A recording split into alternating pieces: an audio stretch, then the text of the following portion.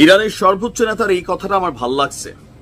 আলোচনা বিভিন্ন জায়গা থেকে যাচ্ছে যে হ্যালো ভাই, এই এখন একটু বন্ধ করেন, আসেন আমরা একটা টেবিলে বসি, আমরা আলোচনা করি। বাট তিনি স্পষ্ট বলছেন, কি বলছেন, যে আলোচনা পরে, আগে আমাদের উপর যে অভিযান হয়েছে, আমাদের যে ক্ষতি করা হয়েছে, আমাদেরকে যেভাবে নেতৃত্ব শূন্য করার পরিকল্পনা করা হয়েছে, আমাদেরকে যেভাবে মেধা শূন্য করার পরিকল্পনা হয়েছে, আমাদের যে পরিমাণ মানুষকে শাহাদাত বরণ করানো হয়েছে, সেগুলোর প্রতিশোধ আগে নেওয়া নেই। এর আগে কোনো আলোচনা হবে না। দর্শক, এগুলো কি শুধু কথাই থাকবে? না, খুবই পজিটিভ একটা নিউজ। ভাল লাগলে শেয়ার করবেন।